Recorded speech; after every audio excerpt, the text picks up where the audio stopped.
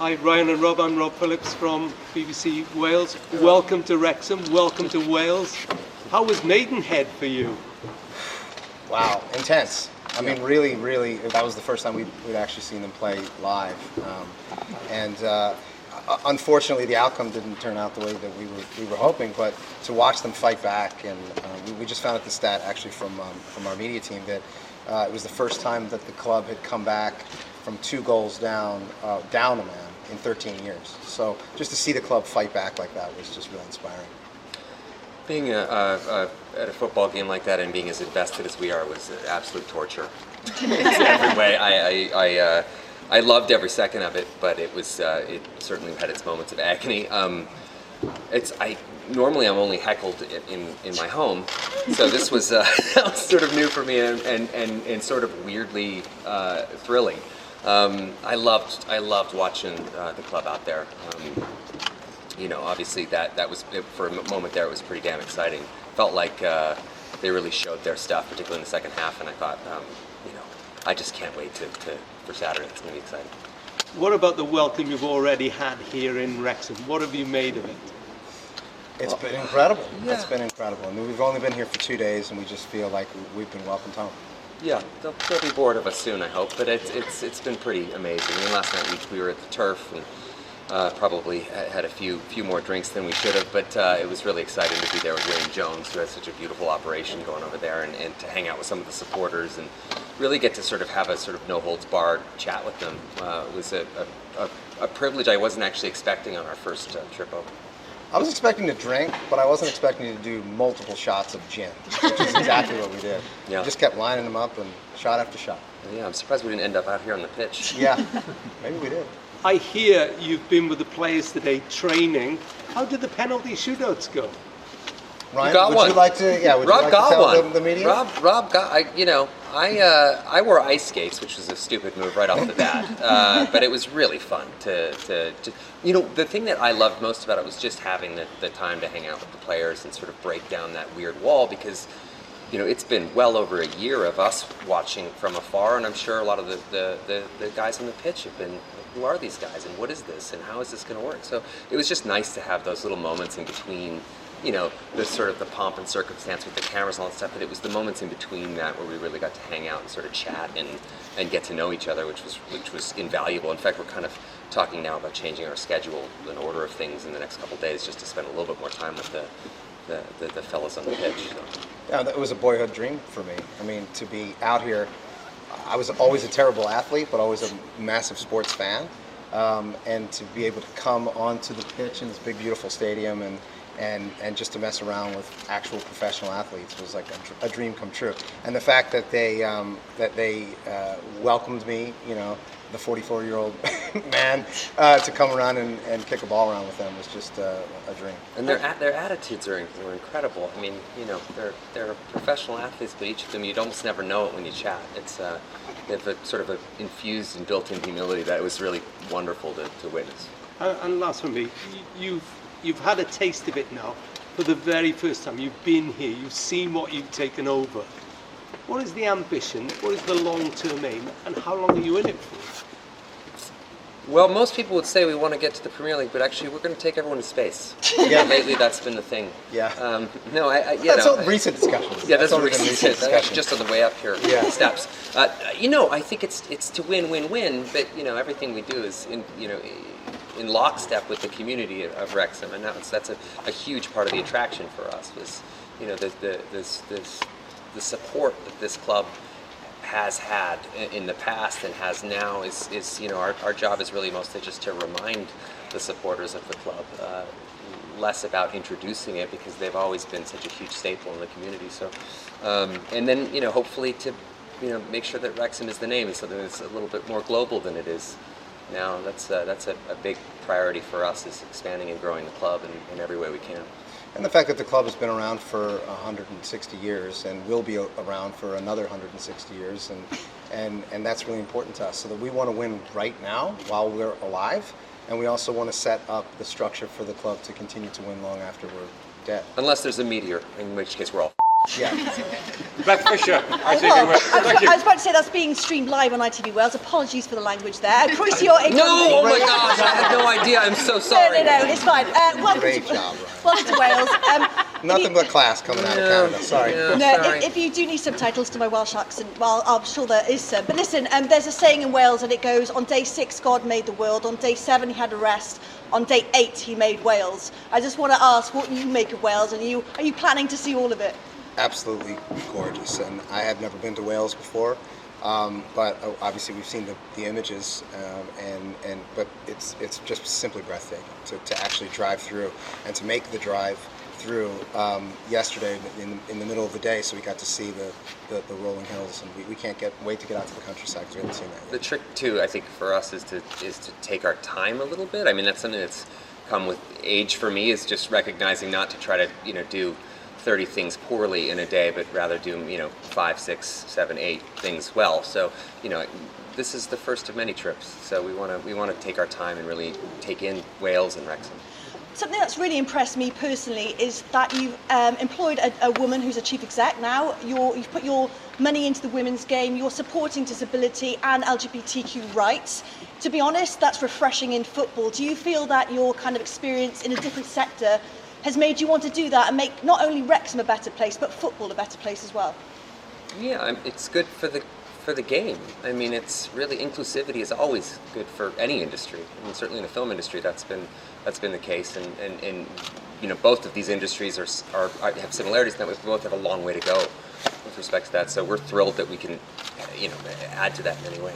Yeah, that we can be a part of that, albeit small. We want to make sure that we're making changes and adjustments that will certainly reverberate in the present, but long into the future. 2 very quick questions more from me. I just want a word on what your family think of this. I know a lot of people during, not midlife crisis as such, may buy a Porsche or a boat, but you bought a football club. So what have your family and your friends thought about this as well? I remember sitting on the couch right in the middle of the pandemic, and we were watching a football game. And I turned to my wife and I said, I think I want to buy a football team. And she said, what? And I think from that point forward, as I sat there and I talked about it with her, and of course the sport had a lot to do with it, but it was more about the community. And it was more about how much I recognized and identified with, not the people on the pitch, because believe me, I'm nothing like the people on the pitch, but I'm exactly like the people in the stands.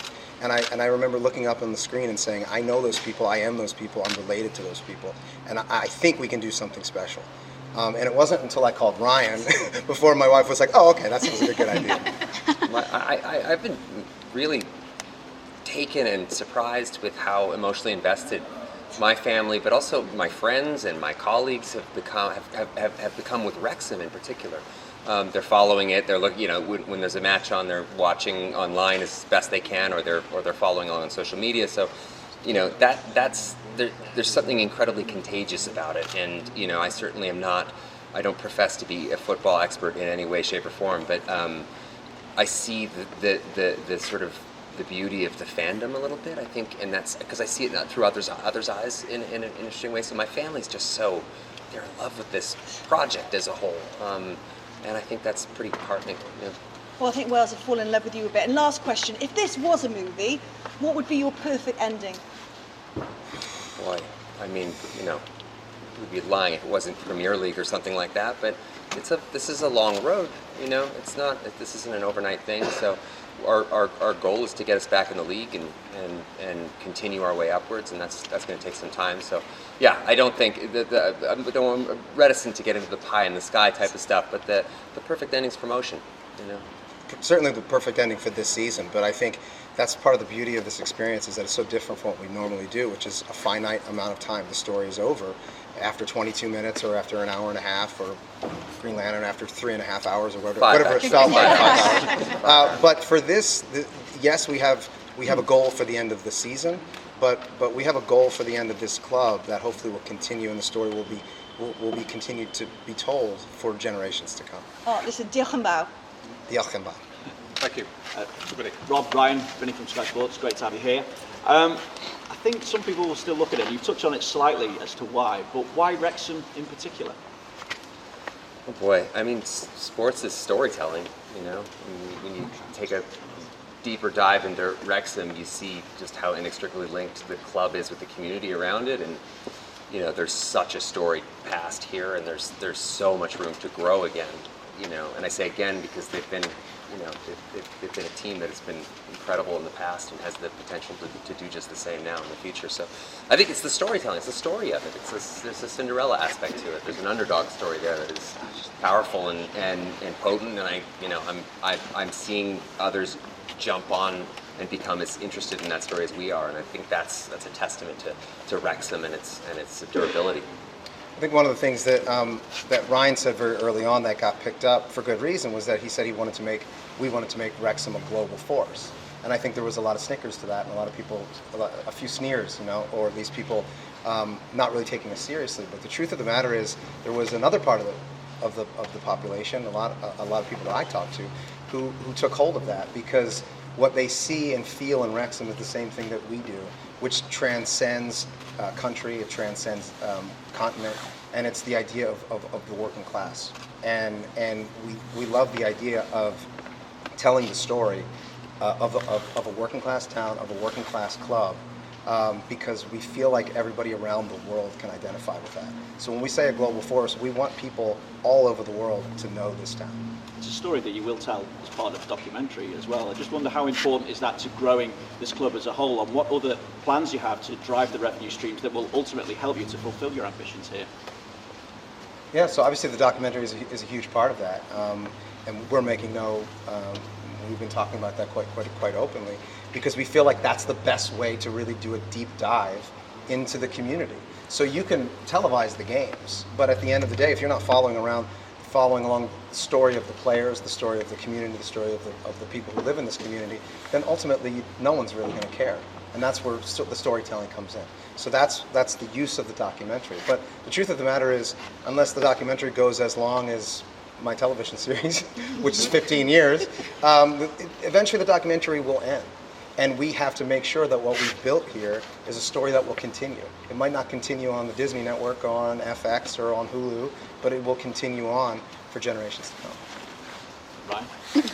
Well, yeah, it's sustainability is the sort of name of the game. You know, it's like Rob said, it's storytelling.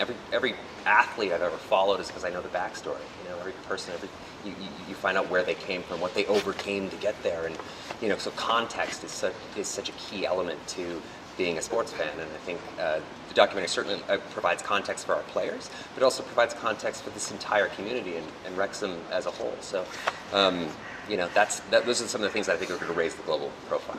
Finally, for me, now you've got a taste for it, how often do you hope to be here? Wow. As often as we can. Yeah. I mean, I was just speaking to my kids this morning, and I just can't wait to bring my sons here.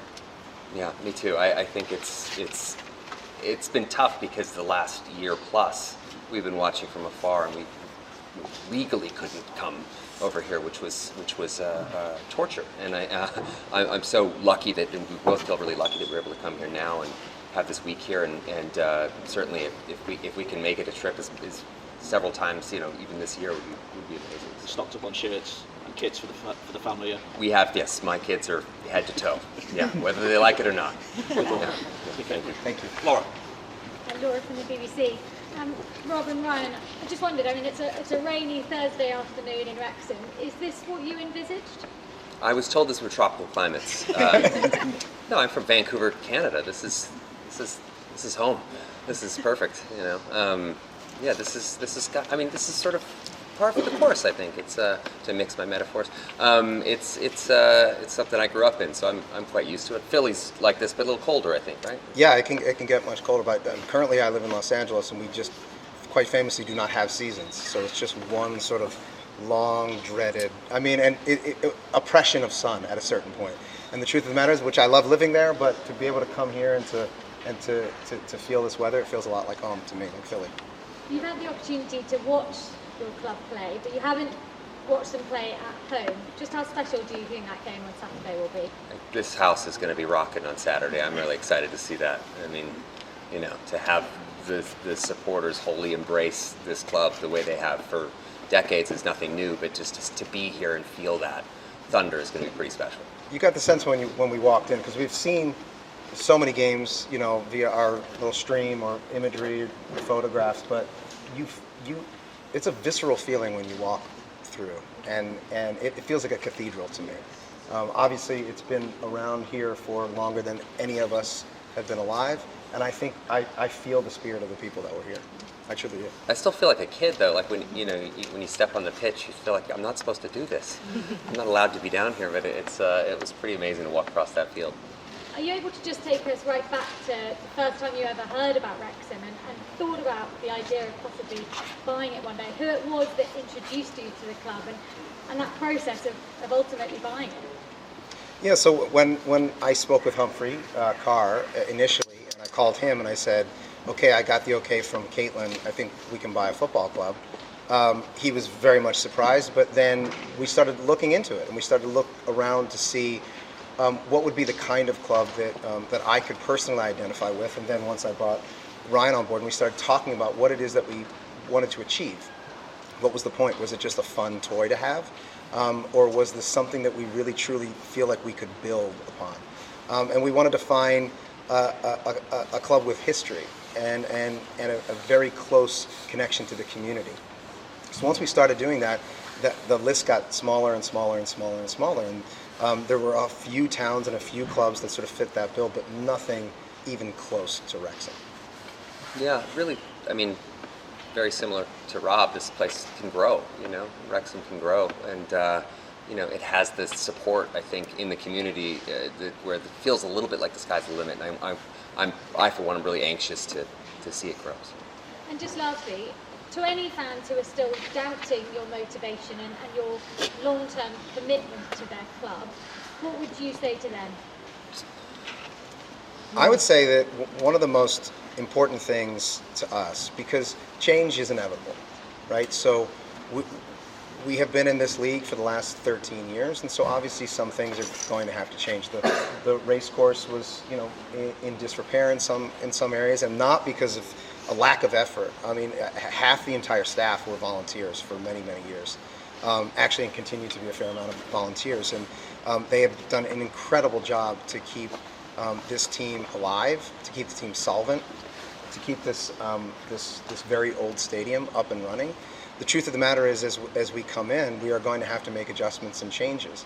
But what is really important to us is to make sure that we continue to hold sacred the foundation of what this club is and means, and that is at the heart of the community. And it's to make sure that if this continues to be the beating heart of this town. I think the proof is in the pudding. I think you just got to anything right now, making any assessments right now is sort of conjecture. So I think I'd love to revisit that question in several years and see where we're at. But our commitment is 110%. And you're in it for the long haul. Yeah. Thank you. Moose? You clearly like a sporting challenge, because if you want to be in the Premier League, you could have just gone and bought Newcastle or a team in the Championship, but you've started out outside of the Football League. So what made you decide that you wanted that much of a challenge? You realize you started by saying, we're going to take Wrexham to the Premier League, and they all recorded it. Yeah. Okay, so that's what they're going to lead That is with. the goal, isn't it? Yeah, I love it. I'm not yes. saying it's this year. Obviously, that's impossible. By the way, that's the way we've been talking about it all the way through. And we would say, and maybe this is just my own naivete, where I would say to Humphrey, like, okay, well, if the way that the system works, couldn't we theoretically get to the Premier League? And he sort of laughed. And he said, well, yes, but that would never happen. And I don't understand why. If you can theoretically get there, we clearly have the structure and the system potentially to allow for us to grow at that scale. Why not dream big? If you don't think like that, I don't think you'll ever go there. So why not? That's true. Yeah. Generally in this country, teams don't like other teams that got a lot of money. So within your league at the moment, everyone will be going, we want to really beat Wrexham because you guys have got a quid or two. Yes. Yes. Although I think we were referenced as having oil money at one point. We were, right? I read that fans of a certain team were very angry that the oil money was coming into Wrexham. And I want to say on the record, I do not own any stock and I do not own any oil fields. Do you? I have olive oil at home. Olive oil is the closest thing we have.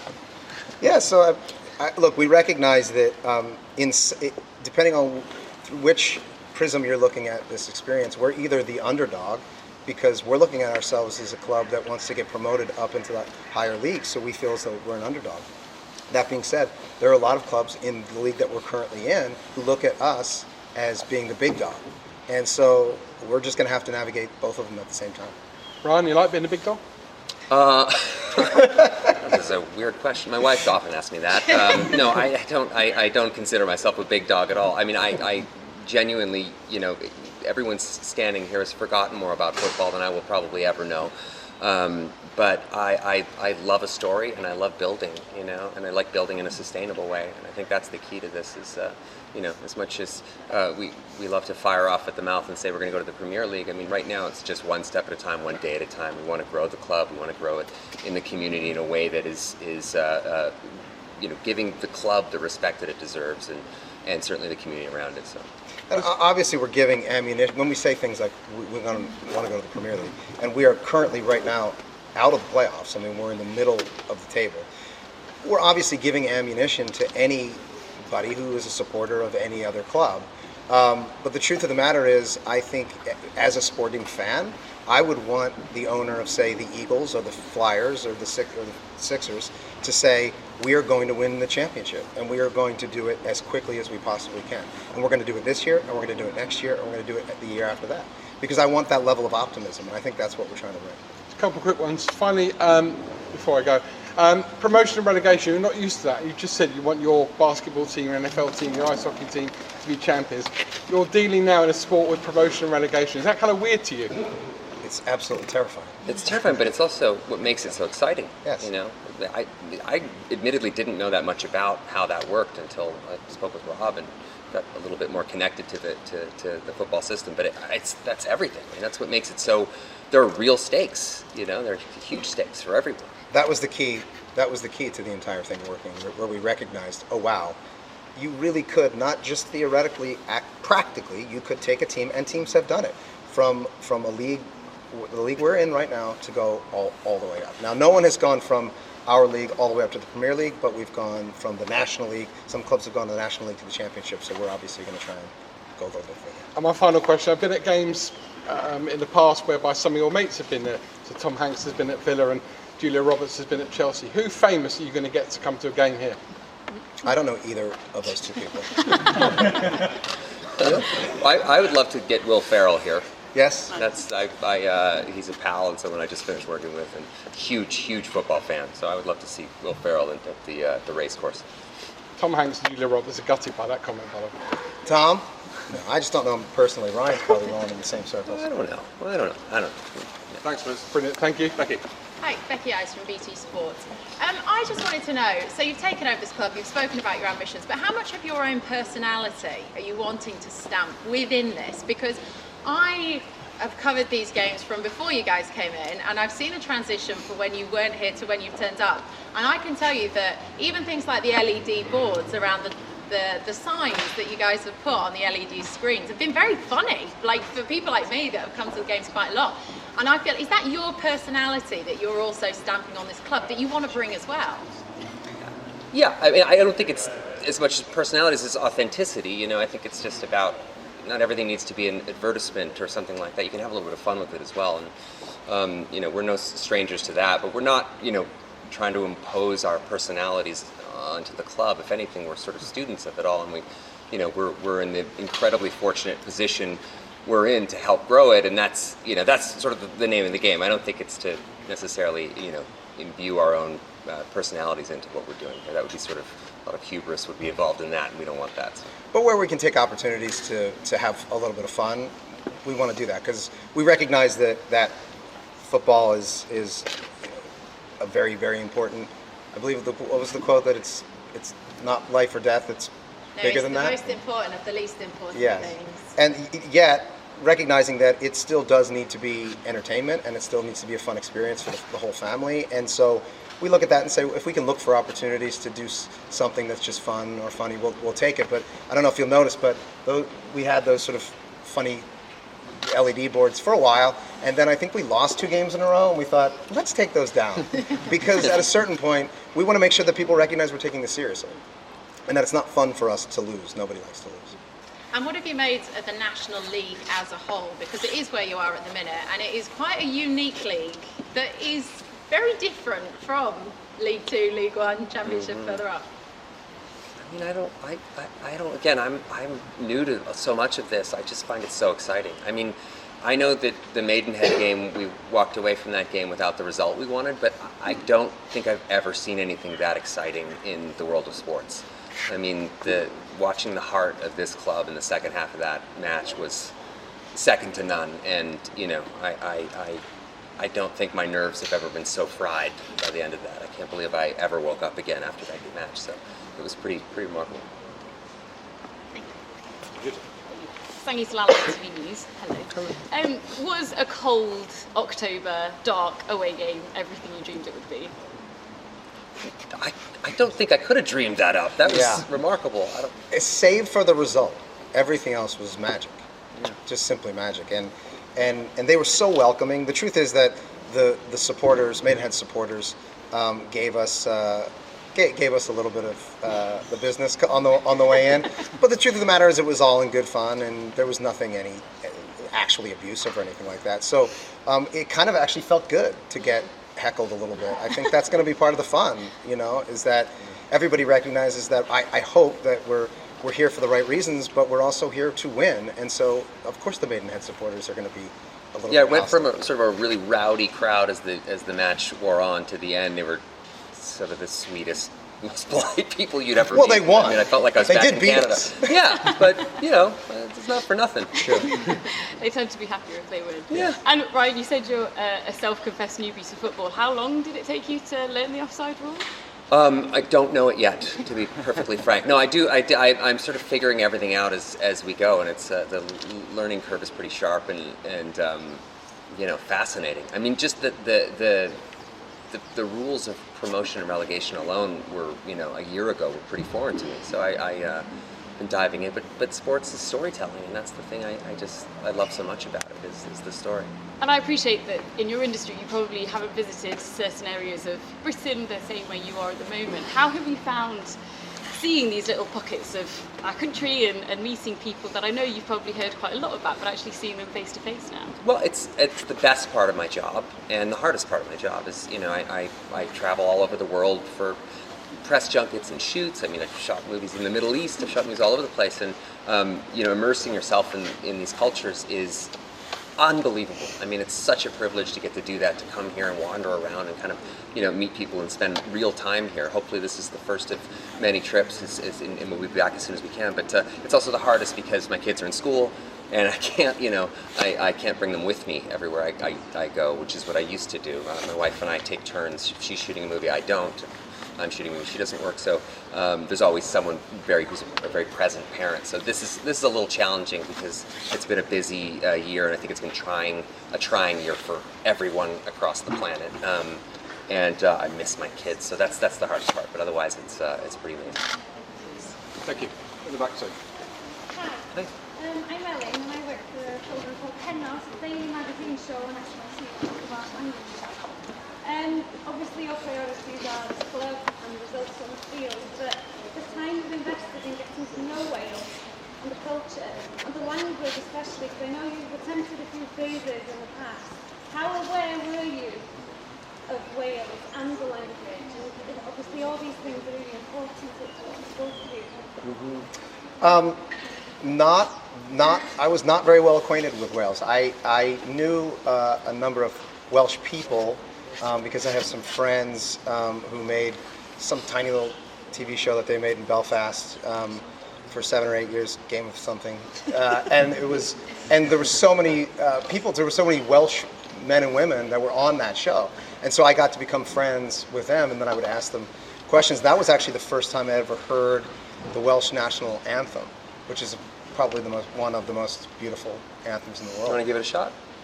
Yes. My hand love and how that. No, I'm not going to do that. But when we have a big crowd, I'm very excited to sing it. Not right now. Along with For Saturday's match? But I did learn. Yeah. Yeah. Maybe we should sing it. He's the Celine Dion of middle-aged Philadelphia. It's a beautiful language. Obviously, very difficult to learn because it's unlike anything else on the planet. But I'm giving it my best, and I don't know. We'll see. I always knew Wales as more of a, I might be crucified to say this, as more of a rugby, the home of rugby really, but so, learning about how passionate they are about football here was pretty impressive. And I've been lucky to work with lots of people from Wales, and got a really good friend from Cardiff, and so I knew a little bit about it, but it's a totally different story once you actually set foot here. Well, yeah, the language is very incredible, so thank you. Diolch yn fawr. How's the Welsh coming along? Have you got any new phrases yet? I can say dwi di ddim siarad Cymraeg eto. How's that? You pretty good? Huh? Yes, I am. I have my one party trick, which is the name of the longest town. I believe I can say it correctly. Llanfair Pwllgwyngyll Sgogera Chwyrn Drobos Santa Silio Go Go Go. Thank you. I will not attempt that, I promise. So the last one before we go to the written press, sir. Matthew Richards, BBC Wales. Guys, you're both very busy, very successful. But is there now a part of your brain that's continuously Wrexham morning, noon and night? For better or worse, yeah. I mean, yeah. There's a lot to process there, and it's much. I don't know if I'm not going to speak for you, but for me, it's a much more all-encompassing job than I had expected, in a good way. I mean, it's you get sort of obsessed with this, and we started pretty passionate, but I didn't think it would go this far. Again, like I think I passed away about 400 times during the Maidenhead game, so I'm there now. I am living, breathing, sleeping the agony and beauty of football, and again, it's for better or worse. So, yeah. I think we have it in certainly the big broad strokes, because we're dealing with club business, and player personnel, marketing, those kinds of things. But then, to me, where I really feel it are in the smaller personal moments. So very specifically, my oldest son and I have a very specific ritual every Saturday morning, because the games are at 7 a.m. our time, and we get up at 6 a.m. We walk the dogs. I make him food, and he's got his Wrexham jersey on, and we watch it together. And it's like in those personal moments when Dad is screaming around the house, or my son is screaming around the house, for good, for better, or for worse, that I think is like the most important part for me. The most telling thing for me is when I'm on the East Coast of the United States right now, so my kids are at their own sporting events at 10 a.m. and I'm the guy in the corner with this phone watching the game, looking like I'm doing too many things at once, which I am. And lastly, Wrexham's bidding to be City of Culture 2025, the only place in Wales that's going for that. I mean, will you guys be sort of supporting that bid? Yeah, Interestingly we enough, spoke about it today. About that today, yeah. Yeah, definitely. Good. So